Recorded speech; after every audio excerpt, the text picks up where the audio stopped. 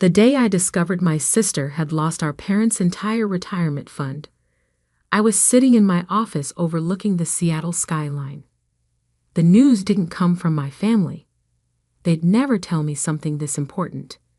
Instead, it came from Marcus, my financial advisor, who had noticed unusual activity in my parents' investment accounts. "Sarah, your parents' retirement fund has been completely drained," Marcus said, his voice grave through the phone. "Every penny was transferred to a series of high-risk investments under your sister's management. They've lost everything." I gripped my desk, knuckles turning white. "How much?" $2.8 million. Gone in less than 6 months. The number hit me like a physical blow. I thought about my parents, both in their 60s, about to retire after working their whole lives. And Madison, my perfect older sister, the financial genius they trusted with everything. "Send me the details," I said, ending the call. I stared at the Seattle rain pattering against my office window, remembering how different things had been just 15 years ago. Back then, I was the family disappointment, the daughter who chose to study engineering instead of finance, who turned down a position at my father's firm to start my own tech company. Engineering is for people who can't handle real business, Madison had said at one family dinner, earning approving laughs from our parents. "While you're playing with computers, I'll be managing million-dollar portfolios." She'd kept her word about the million-dollar portfolios. She just hadn't mentioned they'd be our parents' life savings. My phone buzzed. Marcus had sent the financial records. With each page I scrolled through, my heart sank further. Madison had convinced our parents to give her complete control of their retirement fund, promising returns that would double their money. Instead, she dumped everything into a cryptocurrency scheme that had collapsed spectacularly. I pulled up my own company's financials. Advanced Dynamics, the tech firm I'd built from scratch, was now worth over $300 million. I could easily help my parents, if they'd let me. I dialed my mother's number, something I rarely did anymore. She answered on the 4th ring, her voice tight with forced cheerfulness. "Sarah? This is unexpected. Mom, I know about the retirement fund." Silence stretched between us, heavy with unspoken words. "That's none of your business," she finally said. "Madison is handling it." I bit back a bitter laugh. Handling it? She lost everything. She made some unfortunate investments, but she's working on fixing it. Besides, how do you even know about this? Because unlike Madison, I actually pay attention to financial markets. "Mom, let me help. I can." "We don't need your help," she cut me off sharply. "Madison has a plan. She's always been good with money, unlike—" She didn't finish the sentence. She didn't need to. "Unlike you" hung in the air between us. "Mom? I have to go. Please don't mention this to anyone. Madison says she can recover the funds if we just give her time." The line went dead. I sat back in my chair, remembering all the times they'd chosen Madison over me. When I got accepted to MIT with a full scholarship, they skipped my acceptance ceremony to attend Madison's small banking award dinner. When I launched my company, they dismissed it as a cute little startup. Meanwhile, they'd bragged about Madison's every promotion, every bonus, every minor achievement. Now she had lost their entire future, and they still trusted her more than me. My office door opened and Lisa, my executive assistant, walked in with concern etched on her face. "Everything okay?" I heard raised voices. I shook my head. My sister lost my parents' retirement fund. All of it. Lisa winced. She'd been with me since the early days of Advanced Dynamics, and knew my family history well. Let me guess, they still think she can fix it? Of course they do. She's Madison, she can do no wrong. Lisa sat down across from me. What are you going to do? I turned to my computer, pulling up property records. My parents' house, my childhood home, was mortgage-free and worth about $1.2 million. If they sold it, they could at least have something for retirement. They'll never sell, Lisa said, reading my thoughts.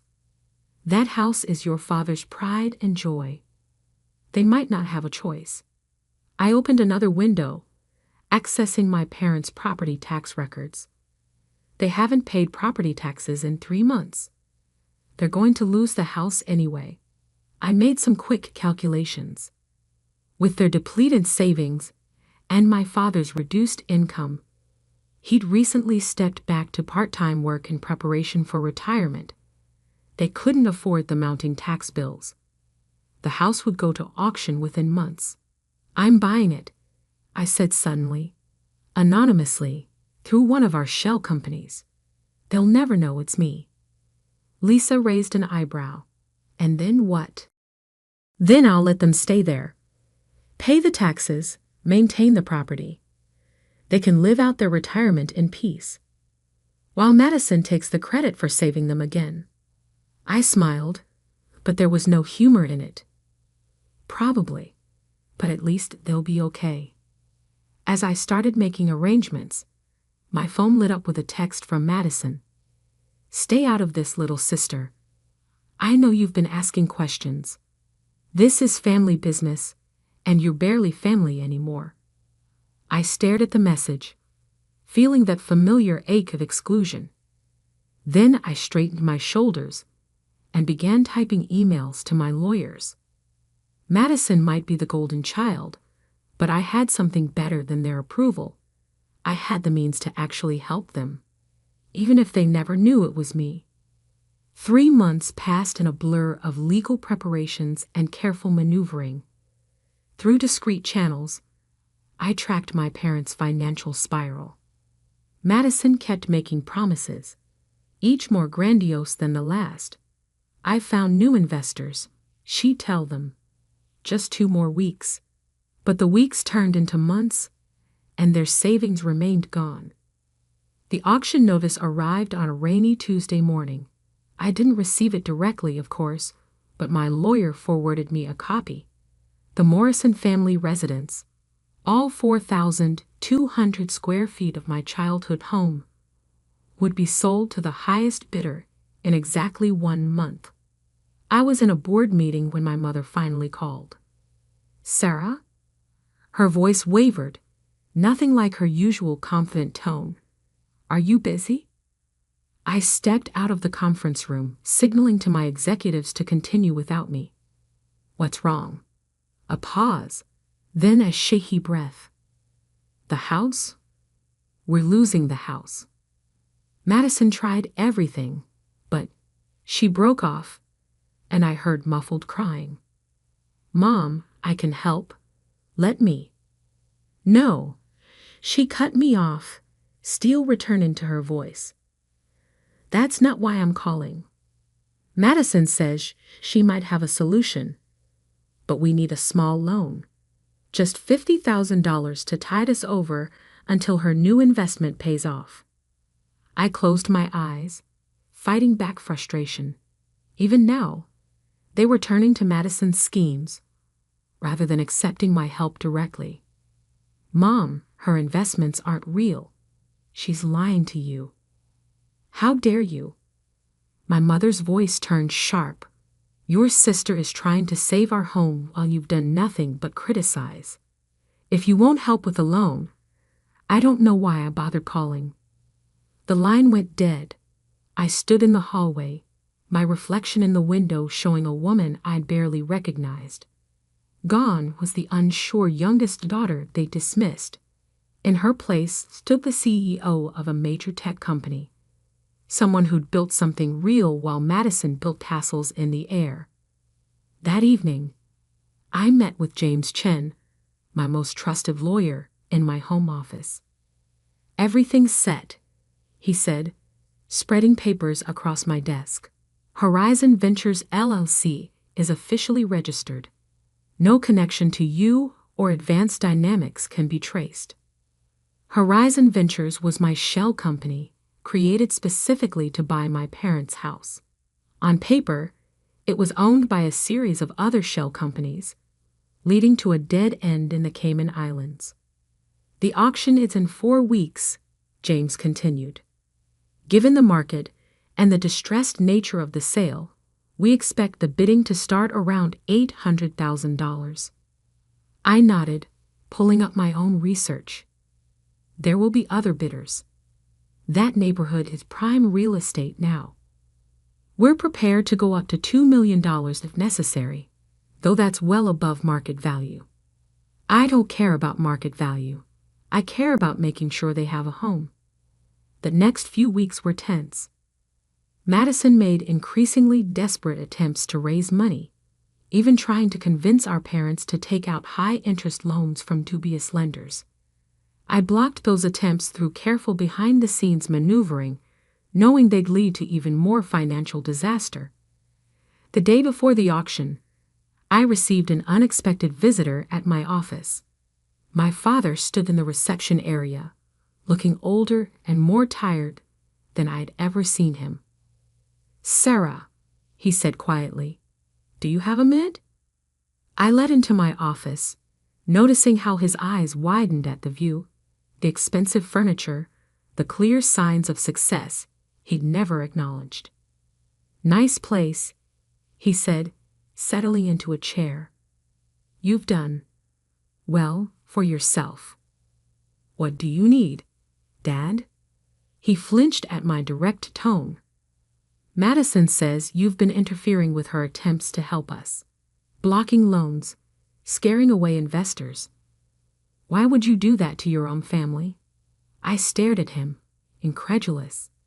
"Those weren't investors, Dad.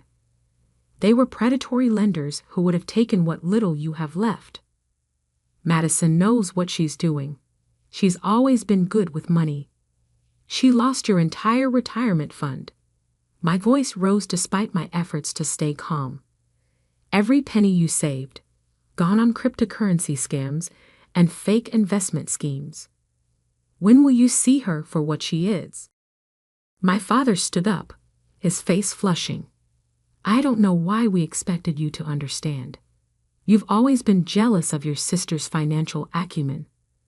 Well, we don't need your help or your approval. Madison will figure something out. She always does." He stormed out, leaving me alone in my office.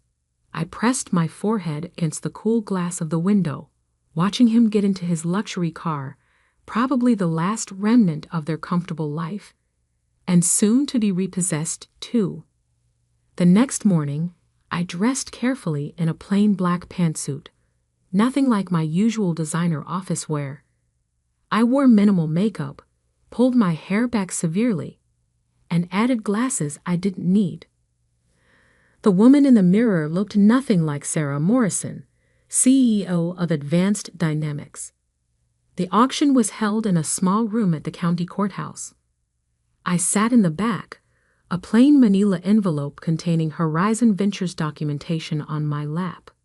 My parents sat in the front row, Madison beside them, whispering what looked like reassurances.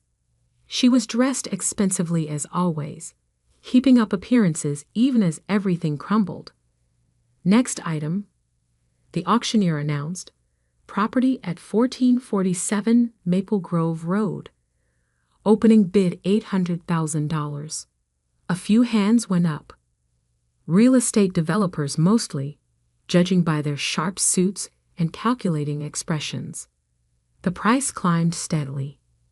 900,000, 950,000, 1 million. Madison kept glancing around frantically. I wondered what last-minute rescue she had promised our parents. 1.2 million, called a developer in the front. My mother's shoulders began to shake. My father put his arm around her, his face ashen. 1.5 million, I said clearly, raising my hand. The other bidders turned to look at me, this plain woman in the back row. 1.6, countered the developer. 1.8, I responded immediately. The room grew quiet. The developer frowned, consulting with his colleague. 1.9 million, he said finally. I didn't hesitate. 2 million. A murmur ran through the room. Even the auctioneer looked surprised. This was well over market value. 2 million going once, going twice. Madison suddenly jumped up. Wait, I have investors on the phone right now. They just need 10 more minutes. Sold. The auctioneer's gavel came down firmly. To Horizon Ventures LLC. I watched my family's faces as I walked to the front to complete the paperwork. None of them gave me a second glance. I was just another faceless buyer taking their home. Madison was still arguing with the auctioneer, waving her phone around uselessly. As I signed the final documents, I heard my mother's quiet sobs. Soon they would receive notice from Horizon Ventures, offering them a lifetime lease at a nominal rate. They would never know their mysterious benefactor was the daughter they dismissed for so long. Or so I thought. I should have known Madison wouldn't let it end there. My sister had always been relentless when her pride was at stake, and losing our parents' house had wounded that pride deeply. A week after the auction, as I sat in my office reviewing quarterly reports, Lisa rushed in without knocking. "Your sister is here," she said, breathless. "With your parents."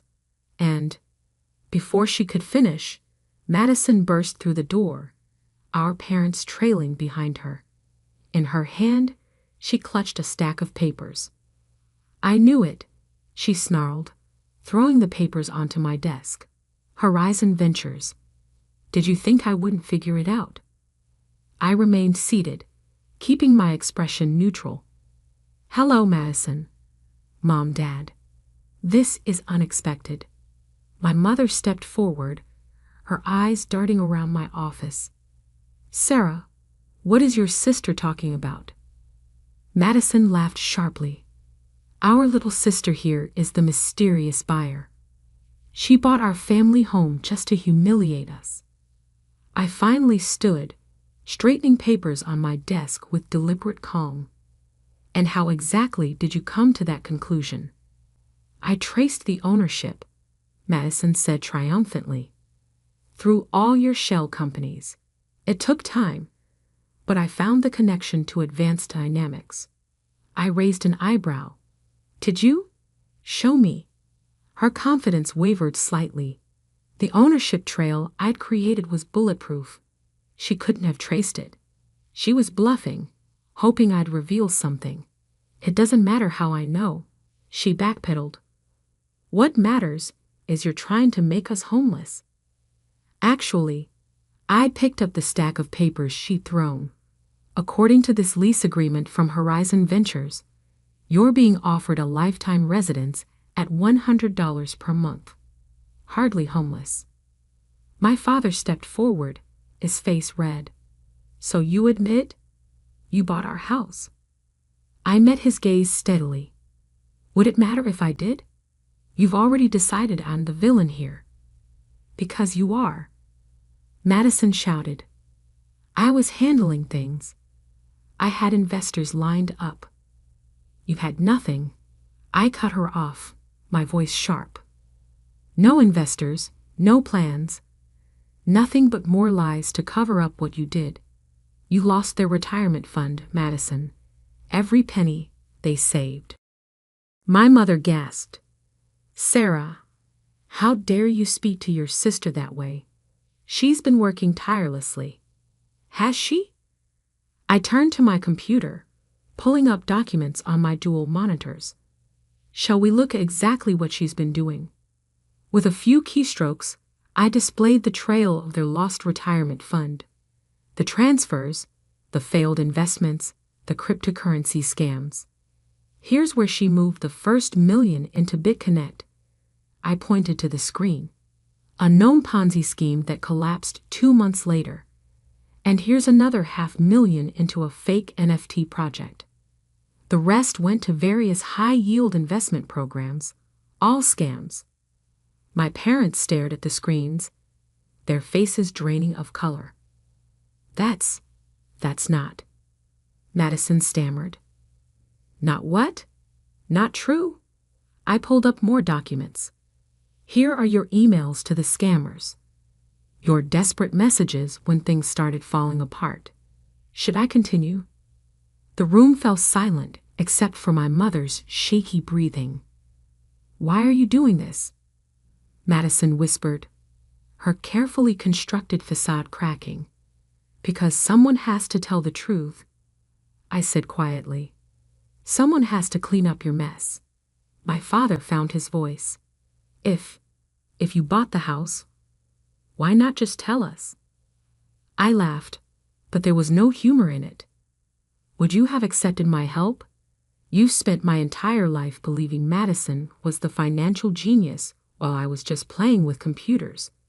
Even after I built this company, even after everything I achieved, you still trusted her more. That's not true, my mother protested weakly. Really? I turned to her. When I called to offer help, what did you say? That Madison had a plan. Madison would fix everything. Madison. I stood up, walking to the window. The Seattle skyline stretched before us, a testament to what I'd built while they weren't watching. Do you know what Advanced Dynamics is worth now? Over $300 million. I could have replaced their retirement fund 10 times over. But you never asked. You never even wondered how I was doing. Madison stepped forward, her voice taking on a wheedling tone I knew too well. Well, we're asking now, Sarah. If you have that kind of money, surely you can. No. The word cut through the air like a knife. I bought the house because I couldn't bear to see our parents homeless. They'll have a place to live, with reasonable rent they can afford on Social Security.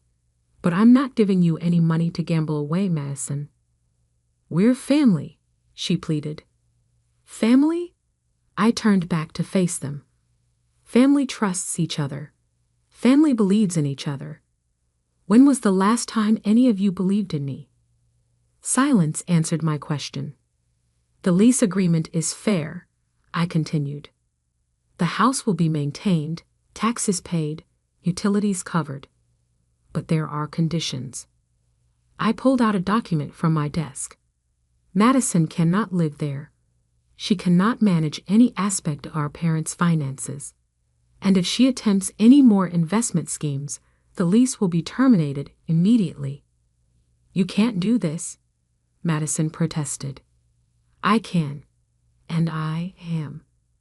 I handed the document to my father. Those are the terms. Take them or leave them. My father read through the papers, his hands trembling slightly.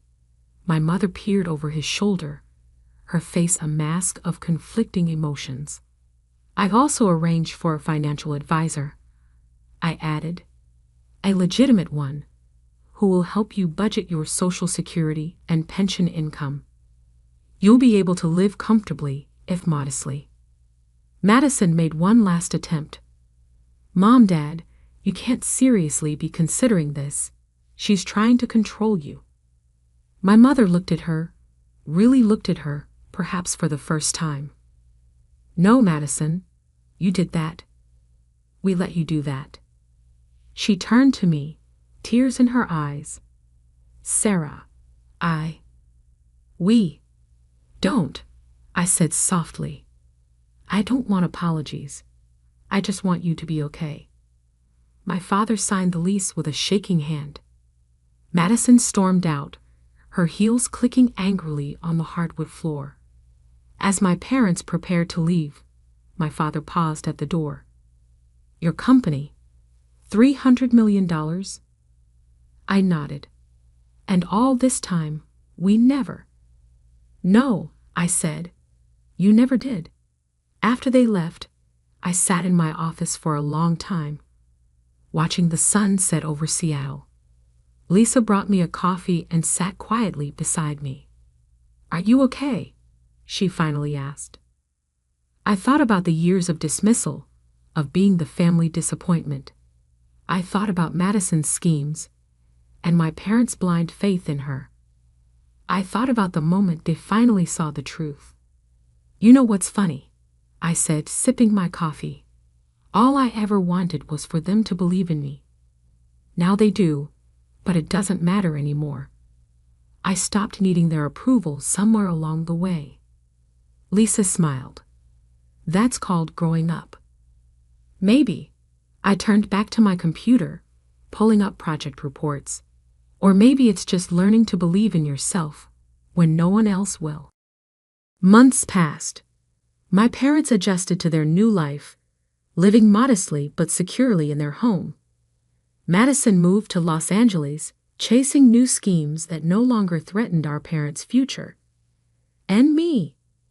I continued building my company, expanding into new markets, achieving things that would have once desperately craved their recognition for. But I no longer needed their approval. I had something better. I had proven myself right. The family disappointment had become the family savior, even if they'd never see it quite that way. Sometimes, success is its own revenge.